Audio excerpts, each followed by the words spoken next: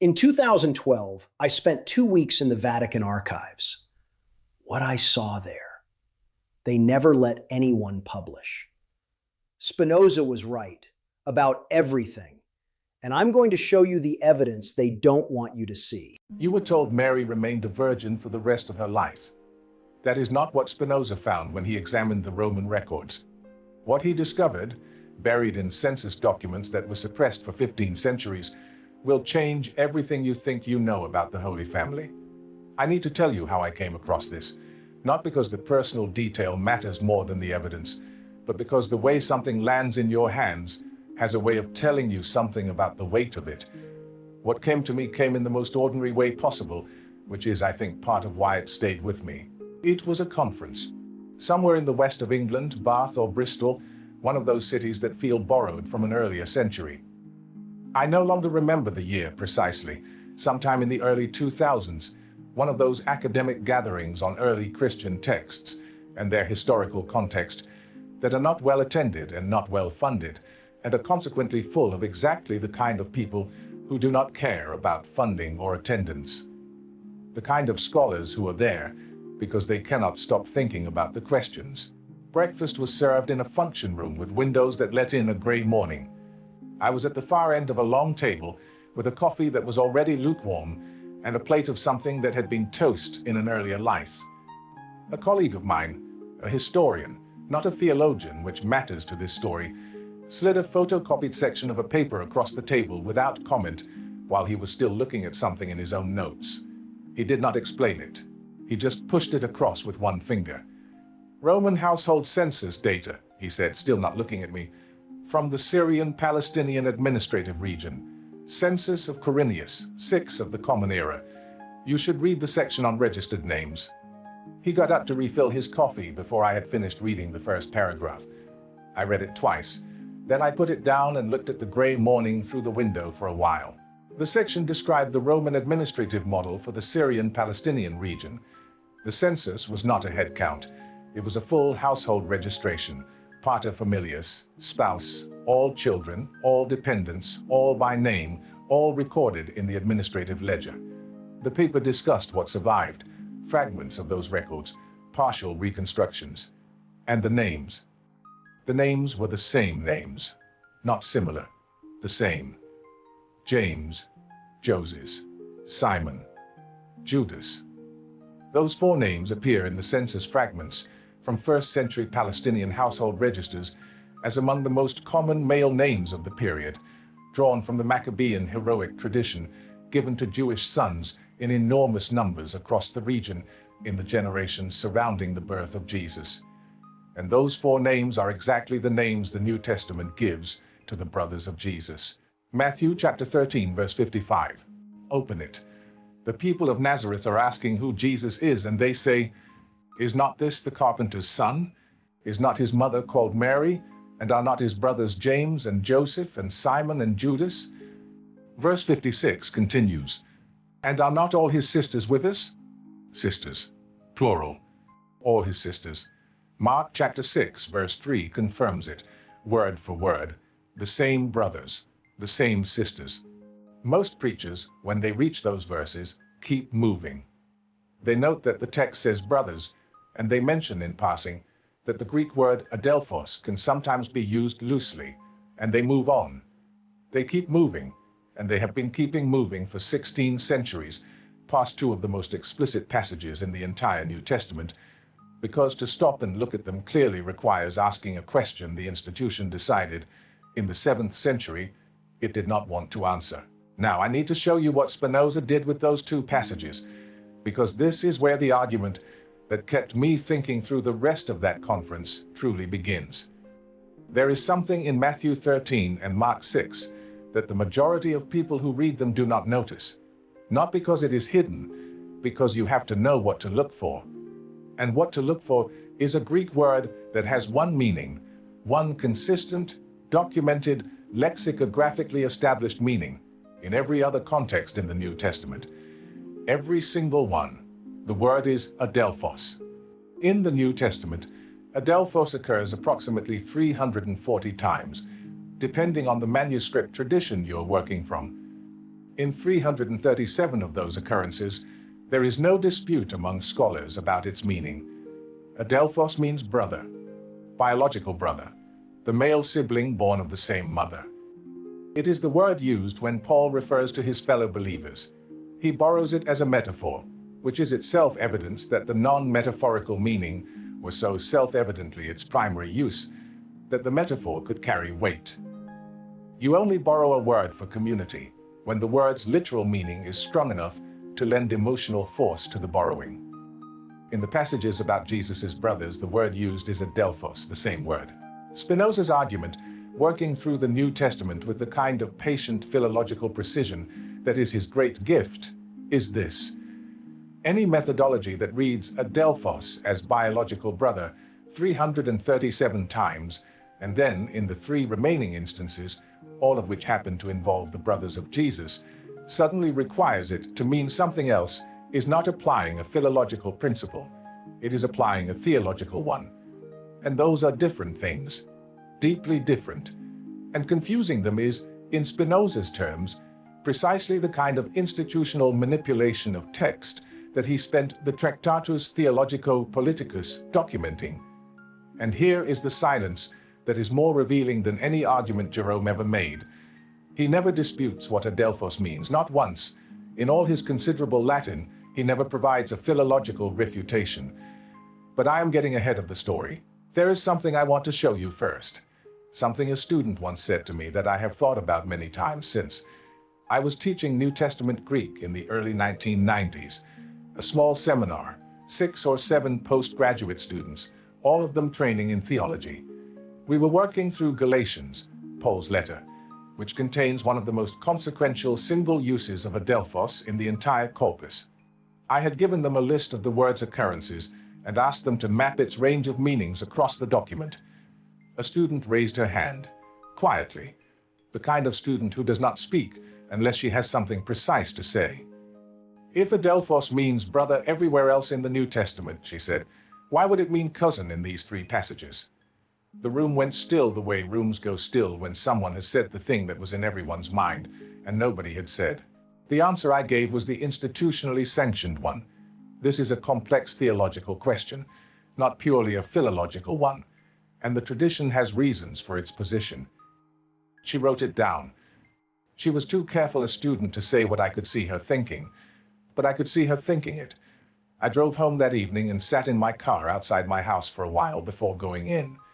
She had asked the right question, the question the institution treats as theological, because calling it theological is a way of placing it outside the reach of the ordinary tools of textual analysis, and what I had told her was not wrong exactly, but it was not honest in the way the question deserved. The Church has a response to the question. It has always had a response, and the response has a name and a date and an author, and understanding it is the first thing you need, because it is the foundation on which the entire doctrine of perpetual virginity was constructed. The name is Jerome. The date is 383 of the Common Era, and the doctrine he invented in that year to refute a man named Helvidius is still the official position of the Roman Catholic Church today. Here is what that should tell you before I explain what happened in 383. The fact that this doctrine required invention in 383 means that before 383, the question was open. Theologians debated it. Christian communities held different positions. The idea that Mary had other children after Jesus was not regarded in the first 3.5 centuries of Christianity as heresy. It was regarded as a plausible and by many Christians completely natural reading of the texts. In 383 of the Common Era, a Christian writer named Helvidius published a theological argument. The argument was not unusual or marginal for its time. It was this: the brothers of the Lord mentioned in the Gospels were the sons of Mary and Joseph, born after Jesus. Helvidius drew on Matthew and Mark, on the plain meaning of adelphos, and on the general principle that Scripture should be read in its most straightforward grammatical sense, when no textual evidence demands otherwise. He cited Tertullian, he cited Victorinus, he cited respectable authorities who had held the same position. Jerome, the man who would later produce the Latin Vulgate, the translation that became the dominant Bible of Western Christianity for more than 1,000 years, responded to Helvidius. He wrote a treatise called Adversus Helvidium, against Helvidius. And I want to be very precise about what Jerome's argument actually was, because this is the piece that I noticed working through his Latin on a late night in Norwich, long after that Bristol conference, long after the postgraduate seminar, with a dictionary open on one side of the desk and the text on the other, and a lamp that was doing its inadequate best against the cold outside. The tea had gone cold. I had not noticed it go cold. That is the kind of focus the text demands when you decide to read it without deciding in advance what it says. Jerome's argument in Adversus Helvidium does not dispute the meaning of adelphos. He does not engage with the philological evidence. He does not provide an alternative lexicographical analysis of the Greek word. What he does instead is introduce a claim that is not in the texts at all, that adelphos in those passages must refer to cousins, because Mary's perpetual virginity is a theological requirement, and therefore any interpretation that contradicts it must be wrong. The argument moves from doctrine to text, not from text to doctrine. It assumes the conclusion. Jerome spent most of his considerable intelligence arguing that the assumption was defensible, that adelphos could be translated loosely enough to accommodate cousin in some contexts, that certain Aramaic usages were sufficiently broad. But the foundation of his position was never textual. It was institutional. I closed the book that night and sat for a while in the quiet. Not dramatic quiet, just the ordinary quiet of a study in the small hours, when the house has stopped making its habitual noises, and the only sound is the occasional car passing on a wet road. What Jerome had produced was formidable as rhetoric. As philology, it did not hold. He had not answered the student's question. He had reframed it. Now, I want to tell you the piece about the book. Helvidius's treatise does not survive. His original text, the argument that adelphos means brother, that Mary and Joseph had children, that the plain reading of the Gospels was the correct reading, was destroyed. Not lost in a fire or damaged by time. Destroyed. What we know about Helvidius's argument comes entirely from Jerome's refutation, which quotes passages specifically to demolish them. The only reason we know what Helvidius argued is because his opponent chose which fragments to preserve, arranged to serve Jerome's purpose. A man's book is preserved only in the version his opponent chose to quote from it. The original, gone. The fragments, kept alive by the man who burned the rest. That is not an accident of history. That is a pattern. And Spinoza identified that pattern, the control of which texts survive and in which form, as one of the primary mechanisms by which institutional theology protects itself from its own evidence. What I'm about to show you is harder to dismiss than Jerome's Latin, because it exists outside the Christian tradition entirely, the census data. The colleague who pushed that paper across the breakfast table in Bristol had not been working on theology. He had been working on Roman administrative history, the mechanics of the Syrian-Palestinian census system, the logistics of the Quirinius registration, the fragmentary survival of household census records from the region. What the paper showed was specific. The Roman census model used in Syria and Palestine was not a count of adult males. It was a full household registration. The paterfamilias was required to register every member of the household by name, wife, all children in birth order, any dependents. The fragments that survive from the administrative record of the region show this clearly. Family units listed, names of all children listed. The names that appear as the brothers of Jesus, James, Joseph, Simon, Judas, are among the most common Jewish male names in Palestine in the 1st century of the Common Era. They are the names you would give your sons if you wanted them to carry the memory of the Maccabean heroes who had defended Jewish identity against Hellenistic cultural erasure 2 centuries before. Half the Jewish men in 1st century Galilee had one of those names. You would give them those names the way parents in a certain tradition named their children after patriarchs and kings, as a statement of identity, as a prayer, as a rote thrown backward into history. The names the Gospels give to the brothers of Jesus are not unusual or symbolic names invented to serve a narrative. They are the 4 most common Jewish male names of the period, the names of ordinary families, the names the census recorded because they were everywhere. And then there is the source that the church cannot dismiss as a Christian document, as a partisan text, as something produced by communities with a theological investment in a particular account. Josephus. Flavius Josephus was a first-century Jewish historian who wrote in Greek for a Roman audience. He was not a Christian. He had no interest in protecting or promoting the Christian narrative. In his Antiquities of the Jews, Book 20, Chapter 9, Verse 1, he records the execution of James in 62 of the Common Era by the order of the high priest Ananus. And the way he identifies James in that passage is this: James, the brother of Jesus, who was called Christ. The brother of Jesus, who was called Christ. Scholars have debated which parts of Josephus's references to Jesus are later Christian interpolations and which are original. The passage in Book 18 about Jesus himself remains genuinely disputed, but the passage in Book 20 about the execution of James is not in dispute. The consensus among scholars working on Josephus is that this passage is authentic. It is not a Christian insertion. It is a first-century Jewish historian writing for Romans, identifying a man by his most notable association. He is the brother of that Jesus, not cousin, brother. Josephus was not a Christian. He was not invested in the question of Mary's virginity in any direction. He was recording a judicial execution, and the way he identified the man who had been killed was the way everyone in the communities he was describing identified James as the brother of Jesus. Hold that. Because there is one more piece. Matthew and Mark both mention the sisters, not as background, as people present in the village's memory. Are not all his sisters with us? That formulation, all his sisters, is not consistent with a single sister, or even two.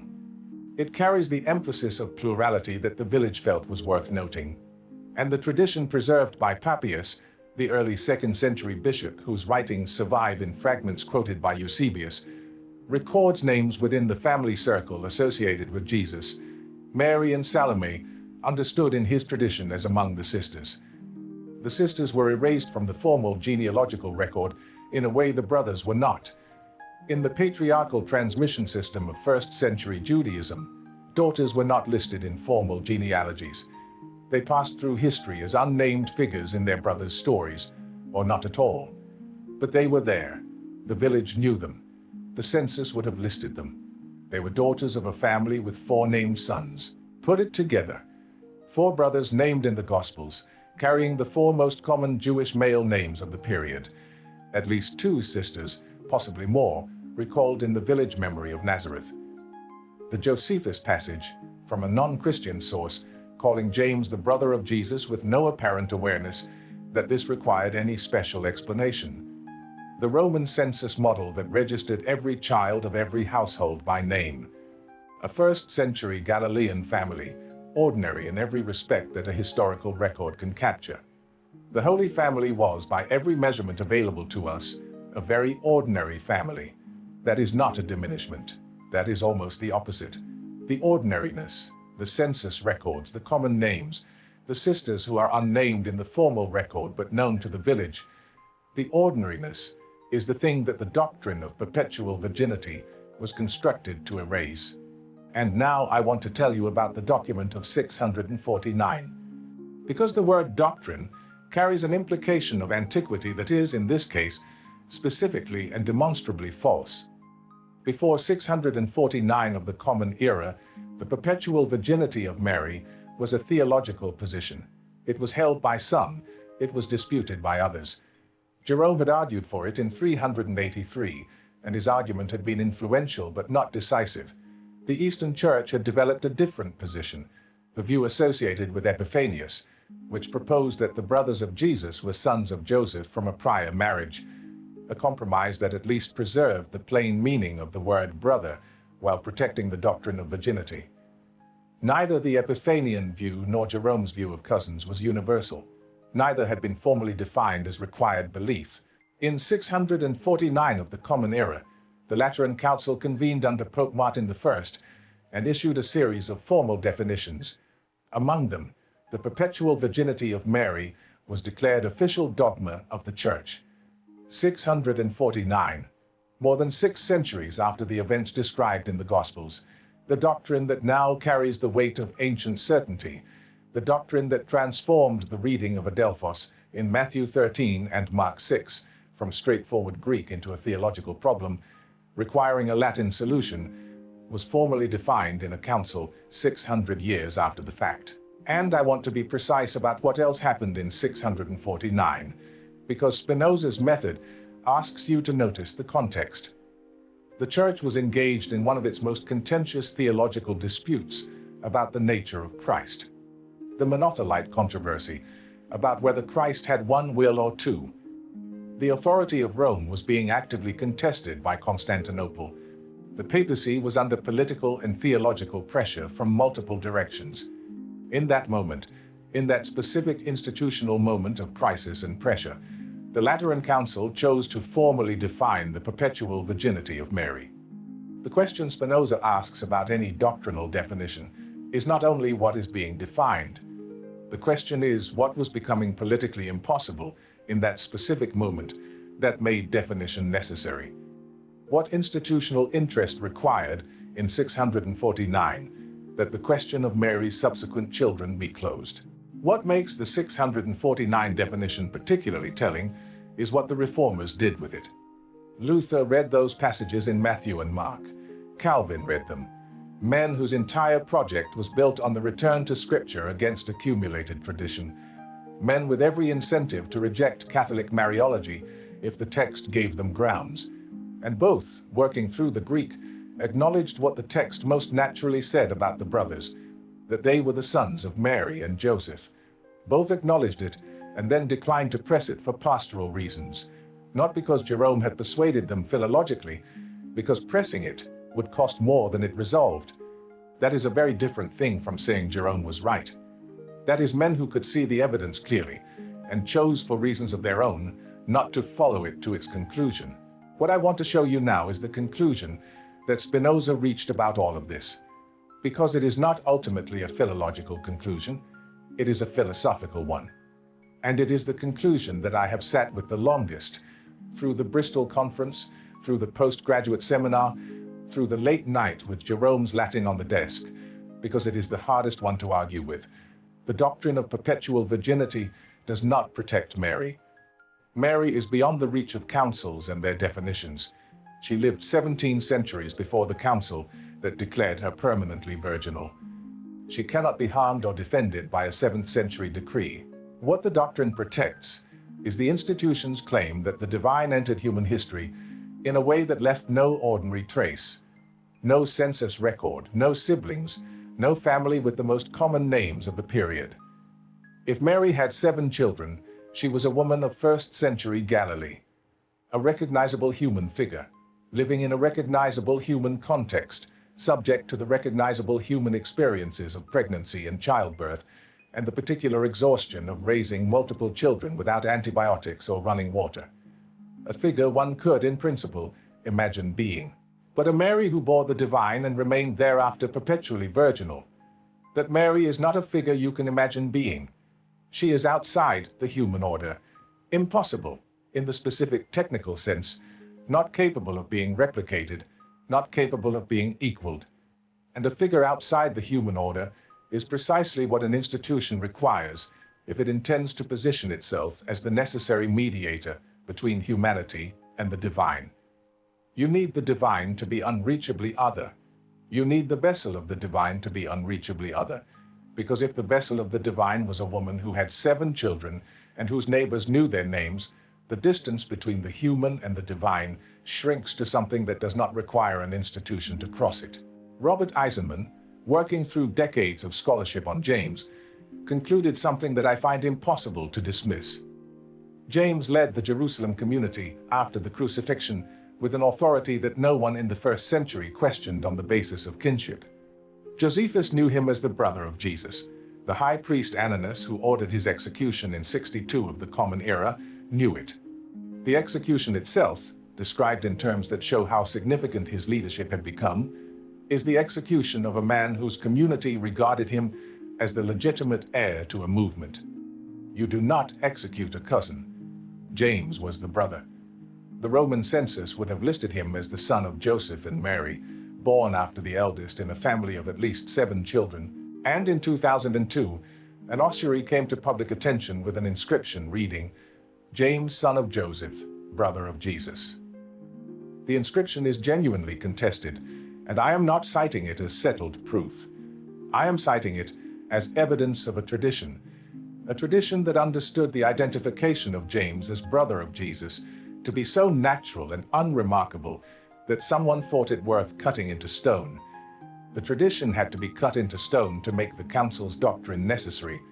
I want to go back to the beginning, to the breakfast table in Bristol, to the colleague who pushed the census paper across without explanation, who got up for more coffee before I had finished reading, who returned to find me looking out at the grey morning with the paper in my hand.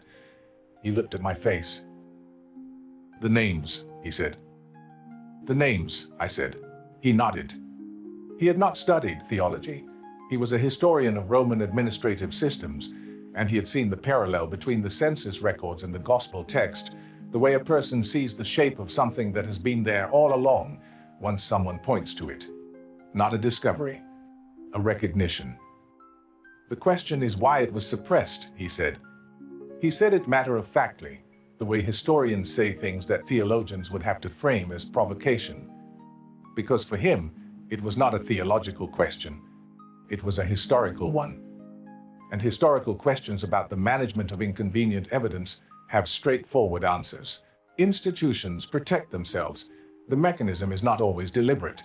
Sometimes it is pastoral, a decision that complexity serves no one in the pew. Sometimes it is political, the crisis of 649, the pressure from Constantinople, the need for a unified doctrinal front. Sometimes it is simply the accumulated weight of repeated choices, each individually defensible, compounding over centuries into a systematic absence. Spinoza identified all 3 mechanisms. He did not accuse every bishop and priest of deliberate deception. He identified a structural tendency, the tendency of institutions to control how texts can be examined and to define which questions are theological rather than philological. Because theological questions are managed inside the institution, philological ones are available to anyone who can read the language. The brothers of Jesus are a philological question. Adelphos is a word with a meaning. That meaning is documented. The method for reading it is available to anyone who opens a Greek lexicon. The institution transformed it into a theological question and then managed the theology for 16 centuries. The Roman census records do not care about that management. They recorded the names families gave to all their children, in birth order, in the administrative ledger of the province. In a Galilean village in the early decades of the 1st century, a family had at least 7 children. Their names are the names the Gospels give. Their names are in the census data. Their names are the most ordinary names of the period. And the name of the eldest is the reason, 16 centuries later, that a council had to meet to decide that his mother had no others. That is the evidence. That is what Spinoza found. And what I want to leave you with is not the anger I felt reading Jerome that night in Norwich when I finally understood that he never disputed the philology. What I want to leave you with is the question my student asked, and that I answered with the institutionally sanctioned response, and that I have thought about ever since. If adelphos means brother everywhere else in the New Testament, why would it mean cousin in these 3 passages? The institution has an answer. Jerome wrote that answer out in considerable Latin. The Council of 649 declared it official. The question is whether, when you set that answer against what the census records show, against what Josephus wrote, against the sisters the village knew by name, the question is whether the answer holds. Right. Take care of yourselves. That's what Spinoza discovered. And now you know too. Stay curious, question everything. See you in the next one.